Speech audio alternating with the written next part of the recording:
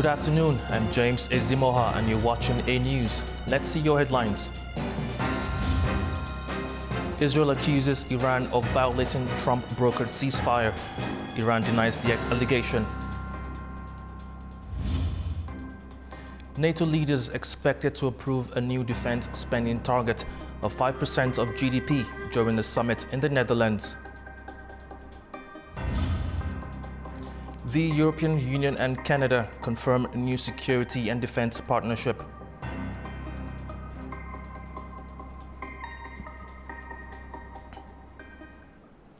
Tensions remain high in the Middle East as a ceasefire between Israel and Iran, brokered by US President Donald Trump, appears to be unraveling just hours after it took effect. Israel has accused Iran of violating the truce, while Tehran denies the claims and points to continued Israeli airstrikes. Tensions flared again on Tuesday as Israel accuses Iran of breaching a newly brokered ceasefire just hours after both sides agreed to halt hostilities. The truce, announced by US President Donald Trump and facilitated by Qatar, was meant to take effect shortly after 5 a.m. GMT. President Donald Trump expressed frustration with both Israel and Iran as the ceasefire appeared to falter. But I'm not happy that Israel's going out now. There was one rocket that I guess was fired overboard. It was after the time limit and it missed its target. And now Israel's going out. These guys got to calm down. Ridiculous. On his Truth Social, he posted that Israeli fighter jets would turn around and not attack Iran. Israel's defense ministry claimed Tehran had launched further missile attacks in violation of the deal, vowing a forceful response with fresh strikes on Iranian targets. Iran, however, denied launching any missiles and said Israeli airstrikes continued for over an hour after the ceasefire began. The fragile truce followed 12 days of conflict that began when Israel struck Iranian targets on June 13th, citing nuclear threats. Iran responded with attacks on a US base in Qatar, which it said were retaliation for American strikes on its 3 nuclear facilities. We go to Jagruti Dave now, who brings us the latest updates from Washington, D.C. President Trump was clearly angry when he was answering questions from reporters as he was leaving for the NATO summit at The Hague. In comments which included an expletive, he said both sides had been fighting for so long they don't know what they're doing. He said both sides violated the ceasefire, but he was, quote, unhappy with Israel. That unhappiness was also apparent in his social media posts. On his Truth Social platform, President Trump wrote in capital letters, "Israel, do not drop those bombs. If you do, it is a major violation. Bring your pilots home now." He also followed up with a call to his Israeli counterpart, Benjamin Netanyahu, a call that was described by the White House as firm and direct. But it's early days in this fragile truce. Iran's response to the US's bombing of its nuclear facilities, a retaliatory strike on a US airbase in Qatar with advanced warning, was taken as a sign that Tehran didn't want to escalate further. Israel has also said it agreed to the ceasefire because it had achieved its operational goals in Iran. Mr. Trump is insisting a ceasefire is in effect and that Israel is not going to attack Iran. But this moment is likely to be yet another test of the US president's influence over its close ally. Jagruti Dave for A News in Washington, D.C.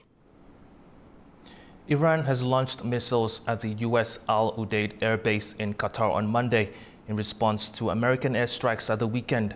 Qatar says it intercepted the attacks with no casualties. Regional airspace was briefly shut down as authorities urged calm. Explosions were heard across Doha on Monday as Iran launched what it called a devastating and powerful missile strike on the Al Udeid Air Base, the largest US military facility in the region. The attack comes after US forces dropped heavy bunker buster bombs on Iranian nuclear sites at the weekend. Tehran vowed retaliation. The response came swiftly. According to Qatar's Ministry of Defense, multiple missiles were intercepted mid-air by Qatari air defenses. Qatar says there were no casualties.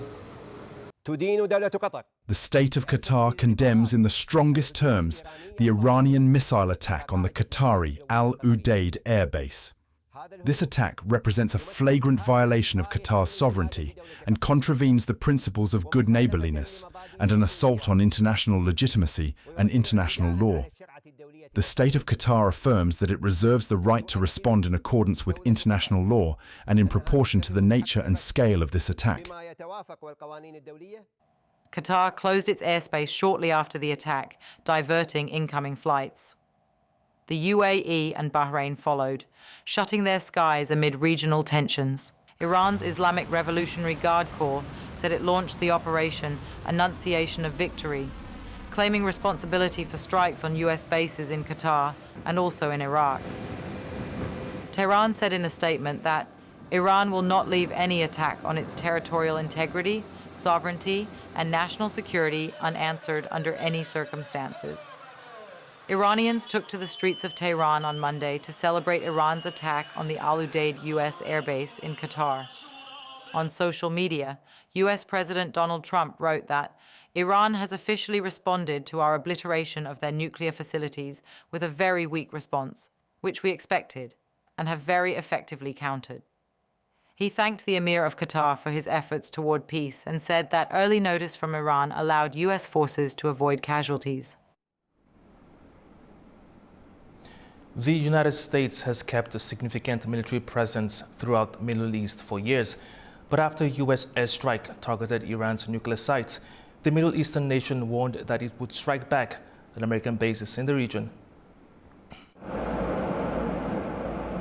Following the United States strike on 3 Iranian nuclear sites, Iran threatened retaliatory action on US bases in the region.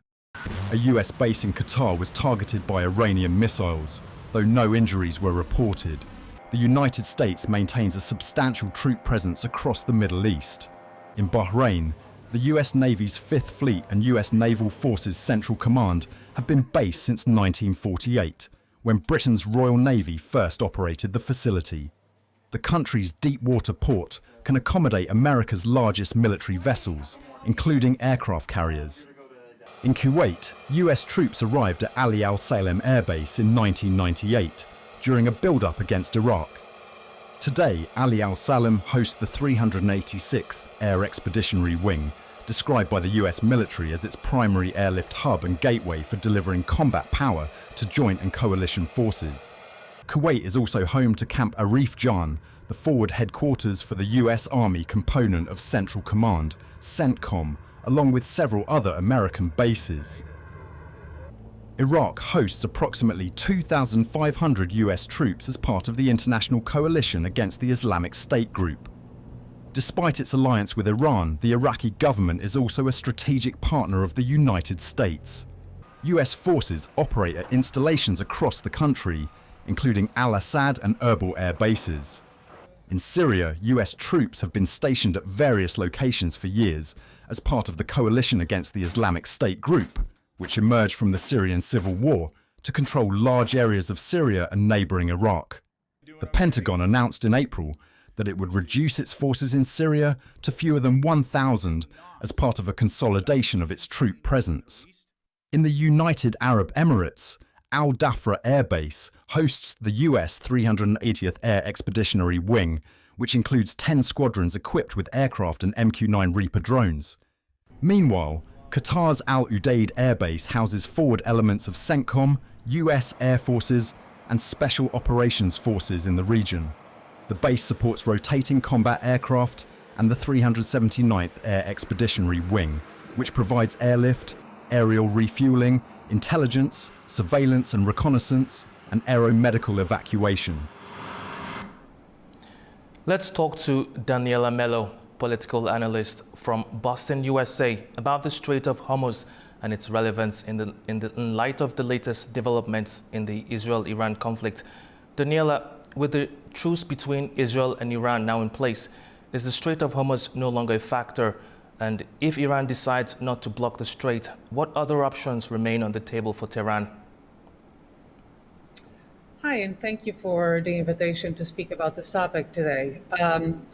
What we know about the ceasefire so far, is not very comforting for those of us who are hoping for stabilization in this conflict and in the region, because as we've heard, after President Donald Trump announced the ceasefire last night, we also heard him this morning basically telling the world that he was upset at both states for immediately breaching said ceasefire. So the ceasefire at this point is shaky, which means that we shouldn't just presume that conversations about closing up the Strait of Hormuz are off the table, or that other types of airstrikes to military bases by Tehran are also off the table.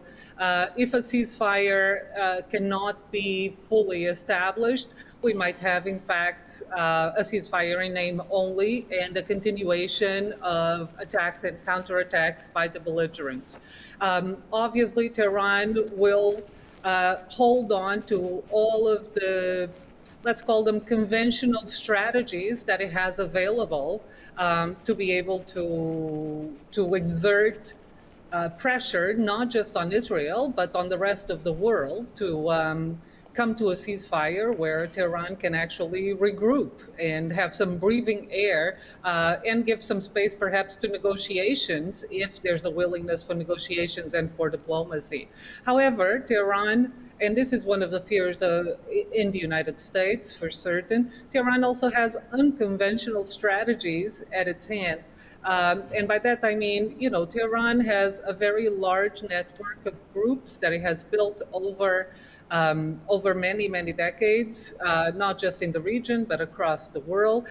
Tehran has been involved in state-sanctioned violence. Some would call it state-sanctioned terrorism across the world. So the United States in particular fears not just those sort of conventional tactics, but also a recourse to other types of tactics like potential attempts at assassinations, at terrorism, or cyber attacks. Now, recently, Israel reported that all of its strikes on Iran were coordinated with the United States. However, shortly after the truce was announced, Donald Trump stated he was particularly unhappy with Israel, accusing it of quickly violating the agreement. In this context, what is the nature of the coordination between Israel and the United States?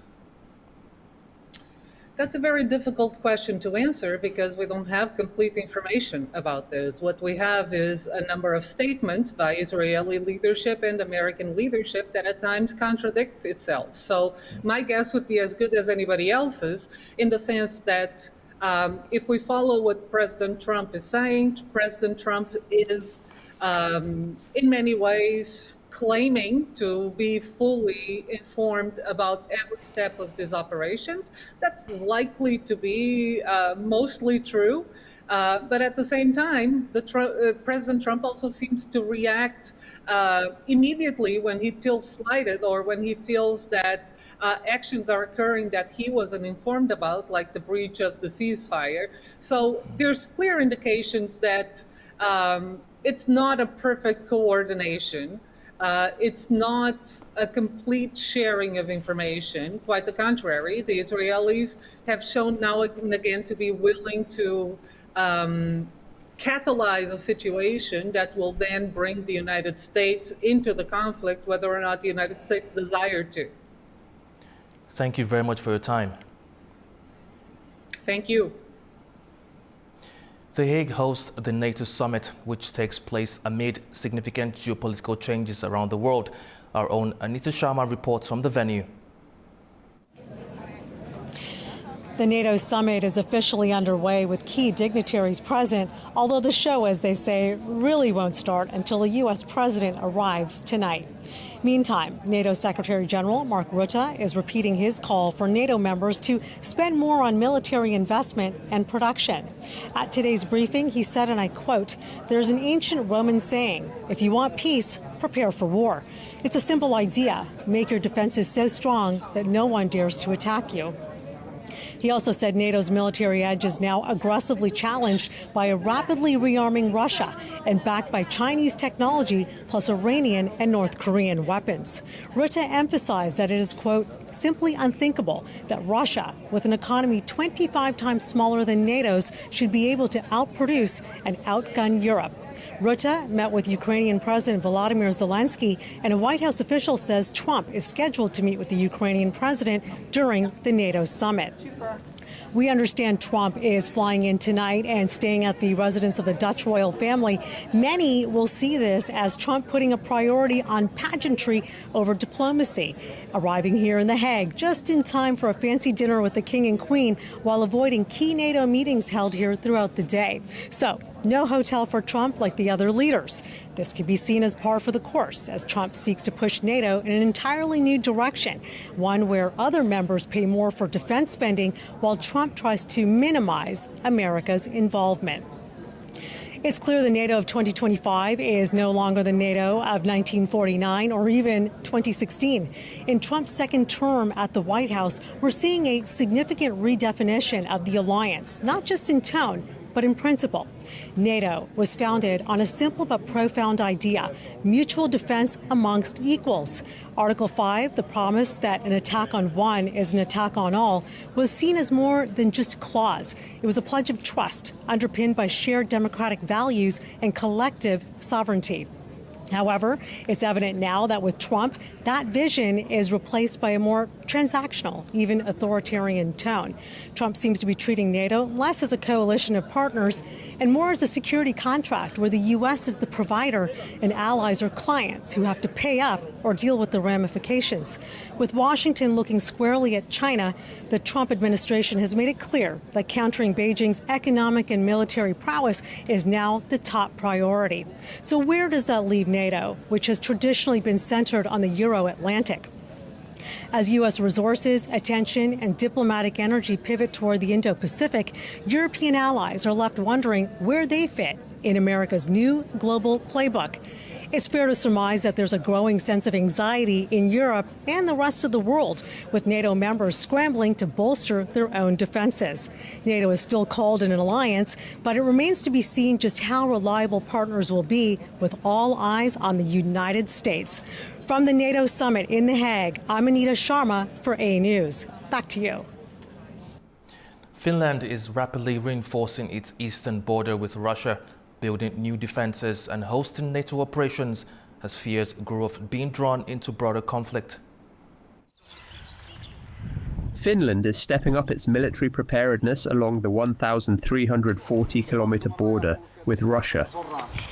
Since joining NATO in 2022 in response to Russia's invasion of Ukraine, Helsinki has increased defence spending, revived Cold War-era training practices, and begun constructing a 200-kilometre-long border fence topped with barbed wire, cameras and motion sensors.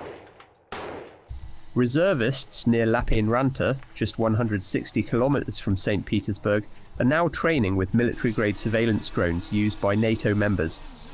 Finland has also announced plans to stockpile landmines and restrict Russian citizens from buying property or flying drones in sensitive areas. This is only 16 kilometers to Russia from here, so we are that close actually, and that makes you think. So what if they decide to come to this side of the border as well, just like they went to Ukraine, without telling, or just like they came here in 1939. The Finnish government warns that Russian military infrastructure is being reactivated near the border. Satellite images show early-stage construction at old garrisons, though Helsinki downplays the immediate threat. Still, a national defence report last year pointed to a heightened risk of armed conflict and cited Moscow's ambition to create a buffer zone from the Arctic to southern Europe. Beyond security concerns, the collapse of cross-border movement has impacted Finland's eastern economy. Tourist towns that once welcomed millions of Russians now face high unemployment. Well, when Russian clients were still coming, let's say there used to be a lot of folks in town all the time. Parking spaces were tight. Restaurant seats were always full, which was definitely a good thing for entrepreneurs. Finnish Russian families are also split by the closure of crossings since late 2023, when Helsinki accused Moscow of weaponizing migration. While both governments insist they pose no threat to each other, Finland is hosting NATO's new Northern Command in Mikkeli, just 2 hours from the border, with personnel from the US, UK and other alliance members. The European Union and Canada have agreed on a new security and defense partnership. The deal comes as both sides face rising geopolitical threats, from instability in the Middle East to growing economic tensions with the United States. The EU-Canada summit in Brussels also addressed urgent issues around global trade, Ukraine and Iran. On Monday, European Commission President Ursula von der Leyen, European Council President Antonio Costa and Canadian Prime Minister Mark Carney met in Brussels a day ahead of the NATO summit in The Hague.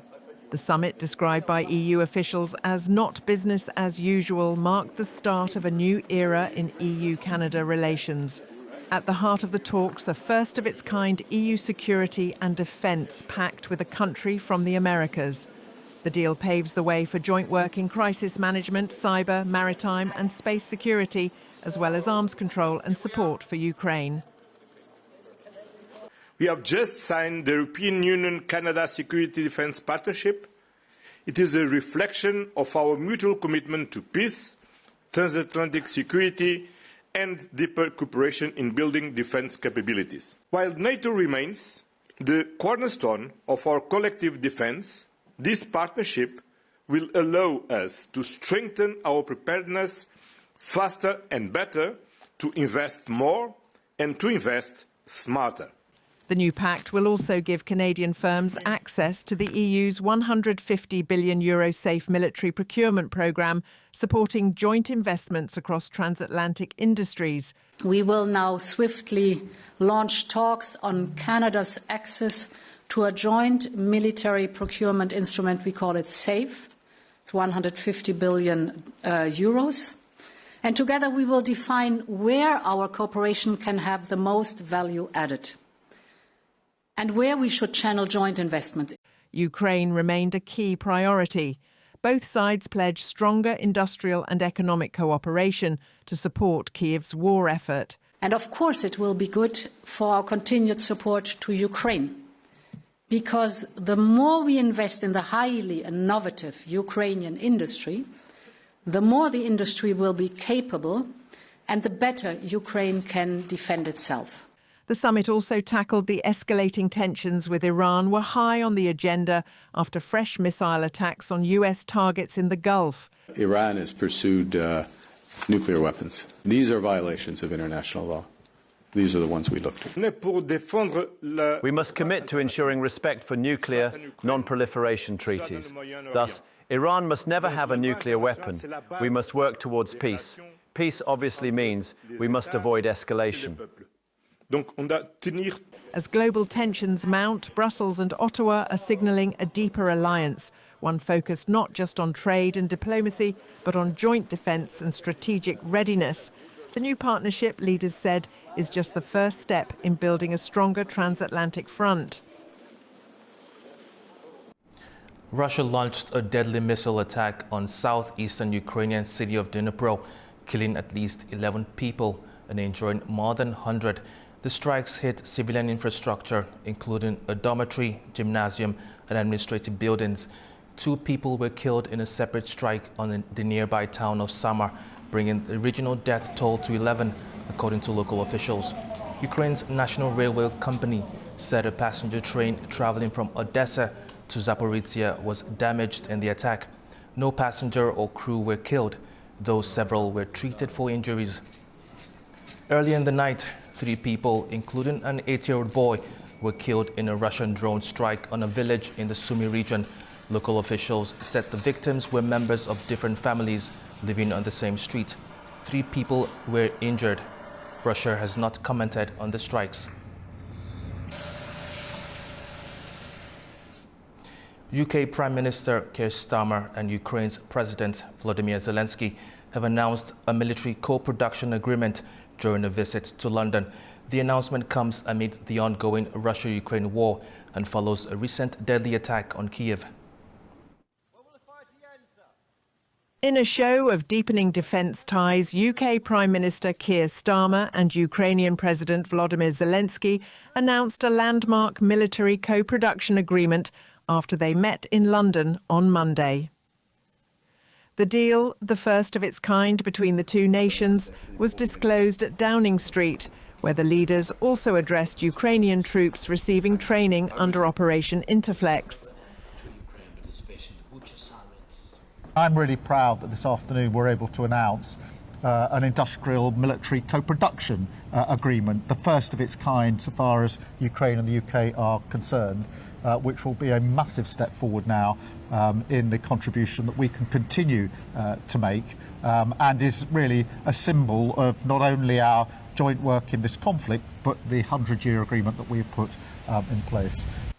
Zelensky expressed gratitude for Britain's continued support and emphasised the value of shared military experience. It's a very historic moment. It was, and the good result of today's our meeting is this additional decision of co-production. And I think it will be very strong and will strengthen both nations. It's very important, yes, to share our experience, your experience, by the way, first of all, your experience on the battlefield and your knowledge and experience during Interflex training missions. At this point, not many details about the specifics of the agreement have been released so far. The London visit also included meetings with King Charles III and parliamentary leaders, and comes just a day after a deadly overnight assault on Kyiv, one of the most intense attacks in recent months, that left at least 9 people dead and at least 33 others injured, involving a barrage of more than 350 missiles and drones. While Ukraine's air defences intercepted the majority, the attack caused significant destruction, including the partial collapse of a residential building.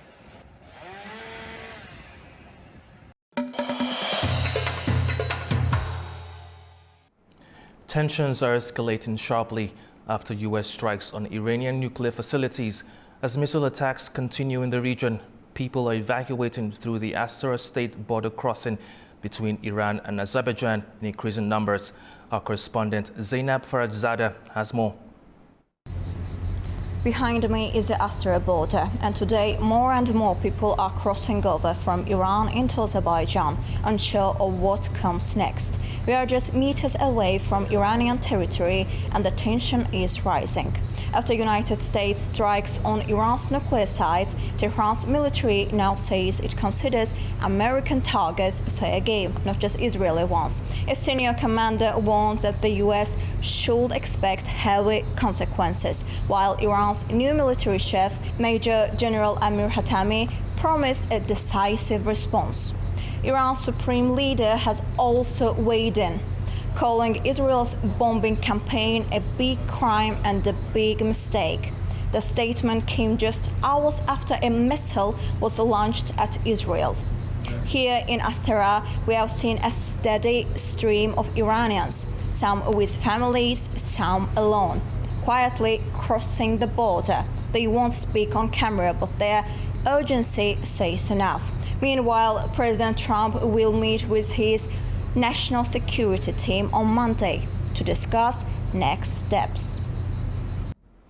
Georgian Prime Minister Irakli Kobakidze says his government remains committed to joining the European Union by 2030. Responding to criticisms from European officials, he said recent statements reflect a deep value crisis within the EU bureaucracy. Kobakidze expressed hope that Europe will overcome its current economic, democratic and institutional challenges. He also called for an end to what he described as political blackmail regarding Georgia's visa-free regime, and stressed that Georgia continues to maintain open communication with its European partners.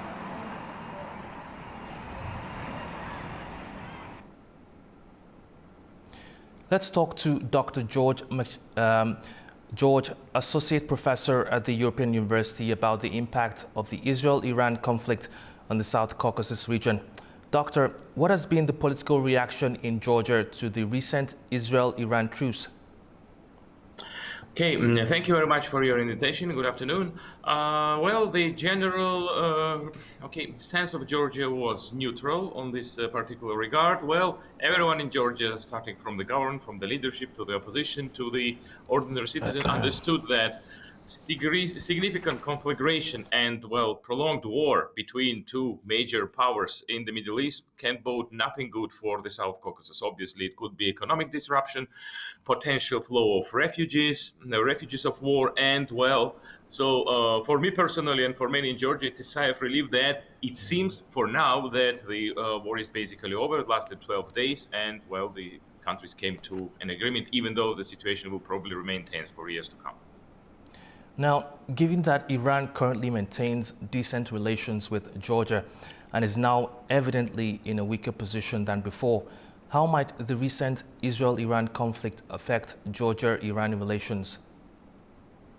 Well, Georgia's relations with Iran is mostly pragmatic. Well, they are not like strategic. So Georgia doesn't border Iran, but, well, as a crow flies, it's about 350 kilometers to the Iranian border and about 700 kilometers from Tbilisi to Tehran. So therefore, well, the countries which also have historic ties, even though the ties were actually historically very tense because so Persian Empire had occupied Georgia on several occasions in the Middle Ages after the 18th century. So therefore, well, of course, there are also some sort of like cultural ties. Of course, we're neighbors, we're partners, but obviously when it comes like to there is no, of course, like nothing like political alliance, and so Georgia is strongly in the camp of the countries which do not want Iran to develop, obviously, nuclear weapons, and they want actually much safer Middle East. And they believe that Iran, which is not sanctioned, with just a normal country that cooperates, that grows economically and influences other countries, okay, in a positive economic way, that is a much better world. Now, finally, do you believe Iran's alliance with Russia has any influence on the political landscape in Georgia? Well, not directly. It's not actually related directly, but mostly. So Iran-Russia like axis, it is about actually kind of north-south route, transportation route, like energy route. That obviously it influences everything, particularly now when the economies are intertwined. Georgia is a small country, of course, vulnerable to any disruptions, economic disruptions, and political disruptions around us. So obviously, so it is the primary interest of Georgia to have like the region safe and Iran neutral, not as aggressive as it is now. Obviously, on the level of the citizens, no Georgian can support the fact that like Iran supplies Russia with some weapons which Russia uses against Ukraine. So our real ally, the country most of Georgians support. So therefore, well, our relations with that country, with Tehran, remains like pragmatic, and by the way, so Georgia's ties with Israel are far more strategic in this particular regard. And what Georgian citizens most in the first place, it is the peace and ability to develop economically. So Georgia has enjoyed economic progress. Sometimes it has also political implications within the country. So, but well, we have economic growth of 5-6% over the string of years, and we want this to remain. Thank you very much for your time. Thank you. Prime Minister Nikol Pashinyan met with Georgian Minister of Internal Affairs Gela Geladze during his official visit to Yerevan. According to officials, discussions focused on migration issues, joint crime-fighting measures, and plans to sign new cooperation agreements.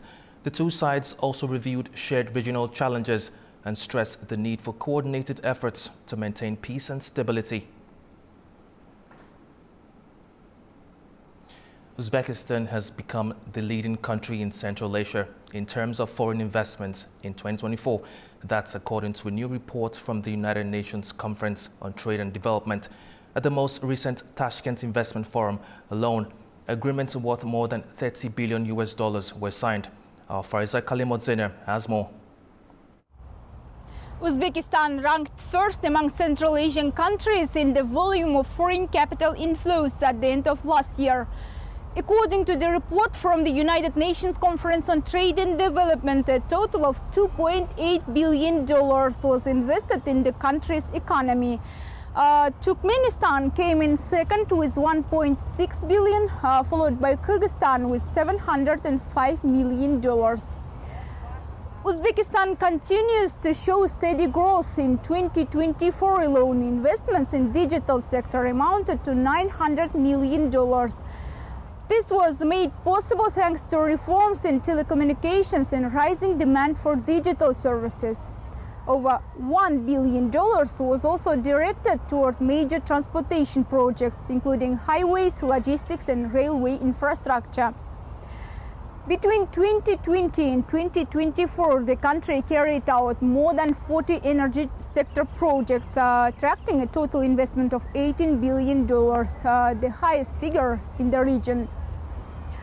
Interestingly, Uzbekistan's rise happens against the backdrop of a global slowdown. According to the same UN report, global foreign investment dropped by 11% last year, falling to $1.5 trillion. It marks the second consecutive year of decline in international capital flows.